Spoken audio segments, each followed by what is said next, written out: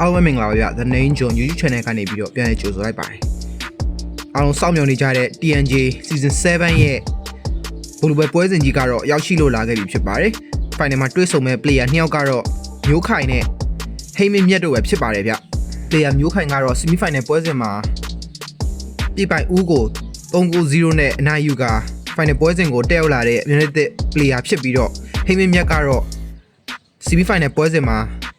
ဝီယမ်မင်းဆန်ကို3-0ဆိုတဲ့ကြီးမြောင်းတဲ့ရလဒ်နဲ့အနိုင်ယူခဲ့ပြီးတော့ဘူလူပွဲကိုထိုက်ထိုက်တန်တန်တက်ရောက်လာတာဖြစ်ပါတယ်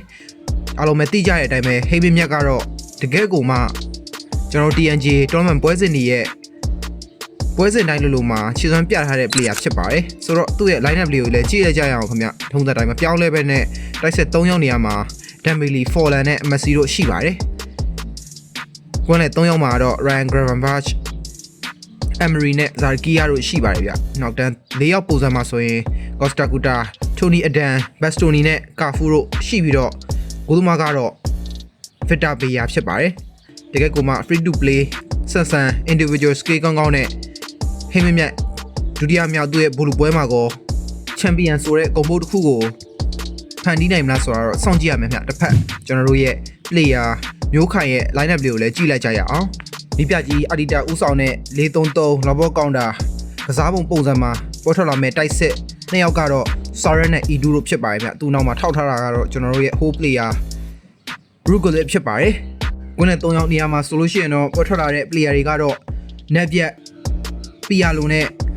DMF နေရာမှာ Patrick Vieira တို့တည်တည်နေရာယူထားတာဖြစ်ပါတယ်နောက်တန်း4ယောက်ပိုးစံမှာဆိုလို့ရှိရင်လည်း Costa Curta, Pablo Maldini, Van Dijk နဲ့ Lilian Thuram တို့ပေါ်ထွက်လာတာဖြစ်ပါတယ်ဂိုးသမားကတော့ Peter Cech ဖြစ်ပါတယ်ဆိုတော့ကျွန်တော်တို့တကယ်ကိုမှစိတ်ဝင်စားဖို့ကောင်းတဲ့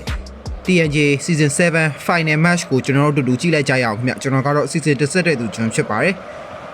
player ဟိမင်းမြတ်ကတော့ဖြူအောင်ဝစ်စုံကိုဝစ်စင်ကစားမှာဖြစ်ပြီးတော့ player မျိုးခိုင်ကတော့အနီအောင်ဝစ်စုံကိုဝစ်စင်ကစားကြပြီးတော့ပွဲလေးကိုတော့စတင်ပြီးတော့ရှင်ပြိုင်ကစားကြပြီးဖြစ်ပါတယ်ဗျဟိမင်းမြတ်ဒီတစ်ခေါက်မှာကောသူလိုချင်တဲ့ချန်ပီယံဆုတံဆိပ်ကိုရရှိနိုင်မလားကျွန်တော်တို့တွေကြည့်ရမယ့်အနေအထားတွေဖြစ်ပါတယ်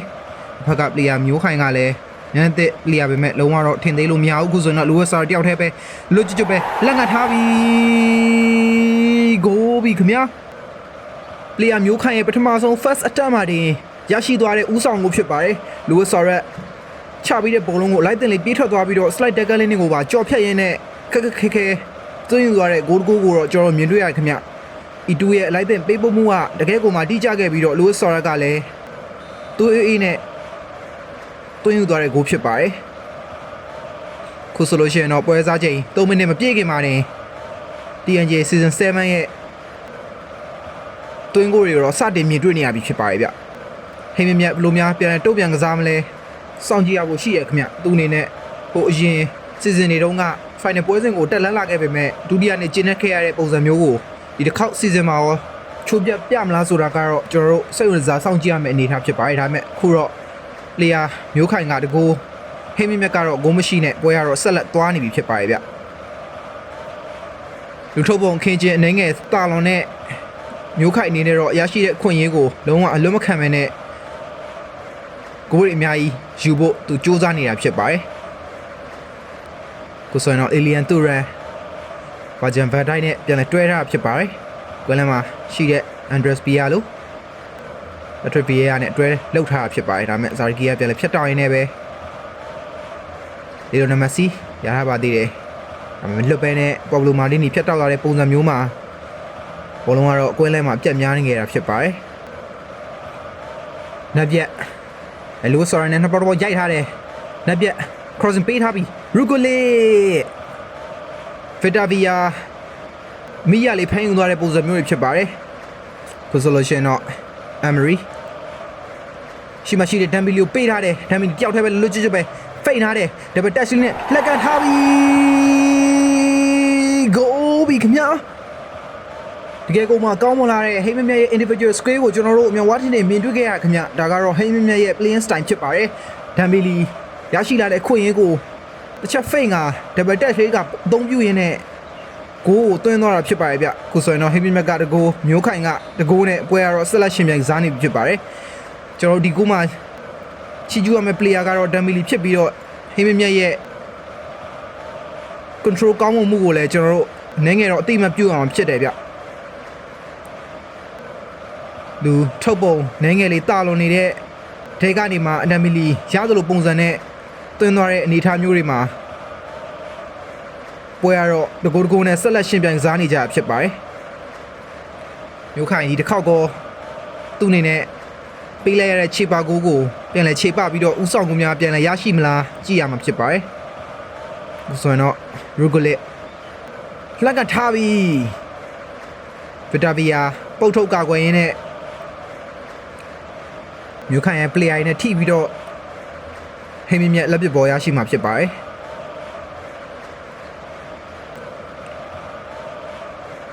ကိုဆိုလို့ရှိရင်တော့ဒမ်မီလီရထားပါသေးတယ်ဗျဒမ်မီလီအချိန်ကြီးကြည့်တယ်ရှိမရှိ player ပေးဖို့ကြိုးစားနေတာမျိုးမှာပေါ်ဘလိုမာတီနီမမ်မာကင်ကောင်းကောင်းနဲ့ဝင်ထားဖြစ်ပါတယ် player ဟိမမြက်ရဲ့တိုက်စစ်မှုတွေထဲမှာစောက်ကြည့်ရမယ့် player ကတော့ဒမ်မီလီဖြစ်ပြီးတော့သူ့အနေနဲ့အမြန်ဆန်လာတဲ့အမြန်နှုံးတွေတိကျသေးကြတဲ့ဂိုးကန်သွင်းမှုတွေကြောင့်တကယ်ကိုစောက်ကြည့်ရမယ့် player ဖြစ်ပါတယ် player မျိုးခိုင်ဘက်မှာဆိုလို့ရှိရင်လည်းတကယ်ကိုအဆုံးဖြတ်ပေးနိုင်တဲ့ player များစွာပါဝင်တဲ့အထက်ကမှစောင့်ကြည့်ရမယ့် player နှစ်ယောက်ကတော့တိုက်စစ်မှု Soren နဲ့ Rugolo တို့ဖြစ်ပါတယ်ဒီနှစ်ယောက်ရဲ့နားလည်မှုရှိပေးပို့မှုတွေဘိုးဘကန်သွင်းမှုတွေကြောင့်ကျွန်တော်တို့ပွဲစဉ်တွေအများစုမှာရရှိခဲ့တဲ့ဂိုးပေါင်းတွေလည်းအများကြီးရှိတဲ့အတွက်ကြောင့်မို့လို့ဟိမမြက်အနေနဲ့ဒီ player တွေကိုတော့စောင့်ကြည့်ထိန်းသိမ်းရမှာဖြစ်ပါတယ်ဗျပွဲစားချိန်ကတော့မိနစ်30ကိုအနည်းငယ်တော့ကျော်လွန်လာခဲ့ပြီဖြစ်ပါတယ်ပွဲစားချိန်မိနစ်30ကိုကျော်လွန်လာတဲ့နောက်ပိုင်းမှာတော့ final ဖက်ကိုပေါက်ချင်းချောင်းမှုအနည်းငယ်လေးတော့မြင်တွေ့ရတော့ပဲနဲ့နည်းငယ်ထိန်းစားနေတဲ့ပုံစံမျိုးတွေဖြစ်ပါတယ်ကိုသွင်းယူရတဲ့ player နှစ်ယောက်ကတော့ဟိမမြက်ဖက်ကဒမ်မီလီနဲ့မျိုးခိုင်ဘက်ကတော့ sorry တို့ဖြစ်ပါတယ်ဗျ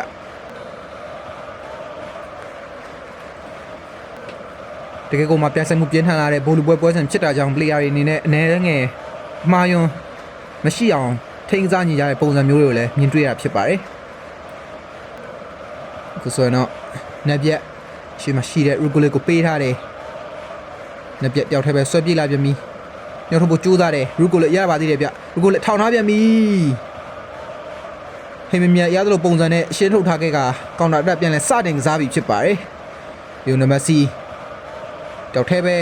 ရှိမရှိတဲ့ Forlan ကော်ဘလုံနာဒီနီလမ်းကြောင်းကိုတေချာလေးရှင်းထုတ်ထားတဲ့ပုံစံမျိုးတွေဖြစ်ပါတယ်။ဟိုဆိုရင်တော့မျိုးခိုက်ဘက်ကလည်းပြန်လိုက်ပြီးတော့တိုက်စစ်ဆင်းလာပြီးရူဂိုလည်းတယောက်ထဲပဲလွတ်ကျွတ်နိုင်ငယ်လေးပြထွက်ပုံနိုင်ငယ်နှေးသွားတဲ့ပုံစံမျိုးကြောင့်အိုဒမာဗီတာဘီယာကောက်ွယ်လိုက်နိုင်တာဖြစ်ပါတယ်။ပွဲစားချိန်မိနစ်40ကိုရောက်ရှိလာပြီဖြစ်ပါတယ်။ကျွန်တော်ဒီလိုချိန်မှာတော့နှစ်ယောက်တိုက်စစ်ဆင်နေကြတဲ့ပုံစံမျိုးတွေမှာ aggressive ဆန်လာတဲ့ပုံစံမျိုးတွေဖြစ်ပါတယ်ဗျ။ဟိမမြတ်သူလိုချင်တဲ့ချန်ပီယံစုတိတ်ကိုဒီတစ်ခေါက်မှာကောင်းတယ်ဖော်နိုင်မလားမနစ်တစ် player မျိုးခိုင်ကပဲချန်ပီယံအသစ်ဆိုတဲ့ဒစိတ်ရိတ်နိုင်တော်မလားဆိုတာကတော့စောင့်ကြည့်ရမယ့်အနေအထားဖြစ်ပါရဲ့ဗျ။ဥဆိုရင်တော့အချိန်ကြီးကြည့်တယ်ပွဲစားချိန်45မိနစ်ပြည့်လို့နာကျင်ချိန်ဖို့10မိနစ်ထဲရောက်ရှိလာပြီဖြစ်ပါတယ်။ဥဆိုရင်တော့ပီတာရှက်ကန်တင်ထားရင်းနဲ့ပဲကျွန်တော်တို့ TNJ Season 7ရဲ့ပထမပိုင်းကတော့ဟိမမြက်ကတကူမျိုးခိုင်ကတကူနဲ့ကျိတ်နဲ့ရှင်ပြိုင်ကစားကဒုတိယပွဲစဉ်ကိုကျွန်တော်တို့ကြည့်လိုက်ကြရအောင်ခင်ဗျဒုတိယပိုင်းရောက်လို့ရှိရင်လည်းဘယ်လိုမျိုးပြောင်းလဲလေးလုပ်မလဲဆိုတာကျွန်တော်တို့ကြည့်ရမယ်ကျွန်တော်တို့ဒီ TNJ Season ပွဲစဉ်တွေကိုလာရောက် join နေတယ်ဆိုရင်လည်းကျွန်တော်ရဲ့ Telegram အကောင့်လေးမှာလာရောက်ရှင်ပြိုင်နေနေဆိုတဲ့အကြောင်းပြောရင်းနဲ့ပဲပွဲလေးကိုဆက်လိုက်ကြရအောင်ခင်ဗျကျွန်တော်ဒုတိယပိုင်းမှာဆိုလို့ရှိရင်တော့မျိုးခိုင်ကစိမ်းအောင်ဝတ်စုံကိုဝတ်ဆင်ကစားကဟိမမြက်ကတော့နေအောင်ဝတ်စုံကိုဝတ်ဆင်ကစားမှာဖြစ်ပါတယ်ဒါကတော့ကျွန်တော်တို့ပွဲတစ်ပွဲကိုပဲတောက်လျှောက်ကန်နေရဖြစ်ပြီးတော့ record နှစ်ခုယူရတဲ့ဖြစ်တဲ့အတွက်ကြောင့်မလို့အင်ဂျီအကြောင်ပြောင်းသွားတဲ့အတွက်ကြောင့်နိုင်ငယ်လေးတော့နားလည်ပေးဖို့ကျွန်တော်မျှော်လင့်နေတယ်ခင်ဗျကျွန်တော်ပွဲလေးကိုဆက်လက်ကြည့်လိုက်ကြရအောင်ပါ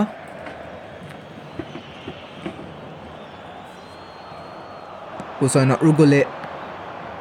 ယိုနယ်မက်ဆီရှေ့မှာရှိတဲ့ဒမ်မီလီကိုမြောက်ထိုးထားတယ်မက်ဆီရပါသေးတယ်ဗျဒမ်မီလီဖိတ်ထားတယ်ကော့ဆာကူတာကိုမကြော်ဘဲနဲ့ဒါပေမဲ့တိုက်စစ်ပြန်လဲစတင်နေနေထားဖြစ်ပါတယ်နက်ပြက်ရှေ့မှာရှိတဲ့လူဆာရက်ကိုလိုက်တင်လေးမြောက်ထိုးပေးထားတယ်လူဆာရက်ချင်းကြည့်တယ်နက်ပြက်ရပါသေးတယ်ဗျနက်ပြက်ချင်းကြည့်တယ်ခွန်မတာပဲနဲ့ crossing ပေးဖို့ကြိုးစားပြီးလမ်းပိတ်ဖို့ကြိုးစားတယ် Rugolo ဒီခောက်မှာရရှိတဲ့ခွင့်ရကိုခေါင်းတိုက်ဆုံးတက်ဖို့ကြိုးစားပေမဲ့လည်း နေငယ်လေးကိုပါလေးနဲ့ကြော်တက်သွားတာဖြစ်ပါတယ်ဆိုရင်တော့ဂိုးလုံးဘောကိုဟိမမြက်ပြန်လည်ကန်တင်ထားတာဖြစ်တယ်ဗျဆိုရင်တော့ရုကိုလက်ရှေ့မှာရှိတဲ့လူဝစ်ဆော်ရက်ကိုလွတ်လွတ်ကျွတ်ကျွတ်ပဲရထားသေးတယ်ခင်ဗျလူဝစ်ဆော်ရက်ဒီတစ်ခေါက်မှအဆုံးသတ်နိုင်မလားလှန်ကန်ထားပြီ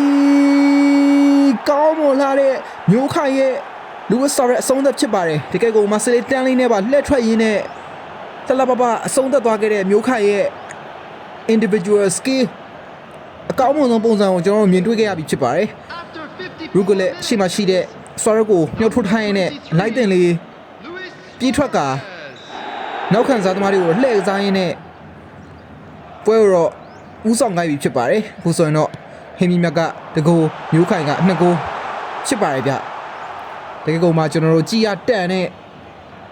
ဂိုးတကူအဖြစ်ကျွန်တော်တို့မြင်တွေ့နေရတာဖြစ်ပါတယ်ဒီဂိုးကိုတော့ဆော်ရက်ကအလုံးဝကိုတွေးအေးလေးနဲ့ဆုံးသက်သွားရင်းနဲ့ပွဲလေးကိုတော့ဆက်လက်ရှင်ပြိုင်စားကြပြီဖြစ်ပါတယ်ဟင်းမီမြတ်ဘယ်လိုများသူ့အနေနဲ့ပြန်လို့အောင်မလဲထပ်ပြီးတော့များခြေပါကိုပြန်လဲသွင်းနိုင်မလားကြည့်ရမယ်ဗျဒါပေမဲ့မျိုးခိုင်ရဲ့ defensive ကောင်းကောင်းပုံစံတွေကိုလည်းကျွန်တော်တို့မြင်တွေ့ရဖို့ရှိတယ် Forlan သူ့အနေနဲ့ရရှိတဲ့အခွင့်အရေးကို acrobatic finishing နဲ့သွင်းသွားတာဖြစ်ပါတယ်ဒါပေမဲ့လည်း Peter Schmeichel ကဒီဂိုးကိုလုံးဝခွင့်မပြုခဲ့တာကြောင့် Duncan Ball ဟိမမြတ်ရရှိမှာဖြစ်ပါတယ်ဒီဂိုးကိုဟိမမြတ်ဂိုးဖြစ်ပြောင်းလဲနိုင်မလားကြည့်ရမယ်လမ်းတော့ထားပြီးလှမ်းပြဖို့ကြိုးစားတယ်နေပြီးတော့ရှင်းထုတ်ထားတာဖြစ်ပါတယ်။ဦးစောနော်ကောင်းတဲ့အတက်ပြန်နေစတင်တဲ့ပုံစံတွေဖြစ်ပါတယ်ဗျ။လူဆော်ရတယောက်ထဲပဲလွတ်လွတ်ကျွတ်ကျွတ်ဆွဲပြေးထားပြန်ပြီးရှေ့မှာရှိတဲ့ E2 ယောက်ထဲပဲလန့်ပိတ်ပြီးဂိုးပြန်ပြီခင်ဗျာ။မျိုးခိုင်တို့တကယ်ကိုမှကောင်းမွန်လာတဲ့တတိယမြောက်ဦးဆောင်ကိုပုံစံတွေဖြစ်ပါတယ်။လူဆော်ရနဲ့ E2 တို့ရဲ့အတွဲဖက်ညီညီကစားပုံကတစ်ဆင့်ရရှိသွားတဲ့တတိယဦးဆောင်ကိုဖြစ်ပါတယ်ဗျ။တကယ်ကိုမှပြပြောစရာမရှိတော့အောင်ကောင်းမွန်လာတဲ့E2 ရဲ့ finishing ဖြစ်ပါတယ်ခုဆိုရင်တော့ဟင်းမီမြက်ကတော့တကူမျိုးခိုင်ကတော့3ခုနဲ့ပွဲလေးကိုတော့ဆက်လက်ရှင်းပြိုင်စားကြပြီဖြစ်ပါတယ်ဗျဒီပွဲမှာလူအဆာရတကယ်ကိုမှခြေစွမ်းပြသခဲ့ပြီးတော့ရရှိခဲ့တဲ့3ခုစလုံးမှာသူ့အနေနဲ့ပါဝင်ပတ်သက်ထားတဲ့ပုံစံမျိုးတွေလည်းမြင်တွေ့နေရဖြစ်ပါတယ်ဗျခုဆိုရင်တော့ပွဲစားချိန်မိနစ်60ကိုကျော်လွန်လာခဲ့ပြီဖြစ်ပါတယ်ဒီတစ်ခေါက်လဲကောင်တာတိုက်စစ်ပြန်လည်စတင်မှုကြိုးစားတဲ့အနေအထားတွေကြောင့်ဟင်းမီမြက်ပြန်လည်တောင်းခံနိုင်မလားကြည့်ရမယ်ခင်ဗျRyan Gravenberch ဆွဲပြေးထားတယ် Forlan ခြေတကြည့်တယ်အခုဆိုလို့ရှိရင်တော့ Dembele လမ်းပိတ်ပြီး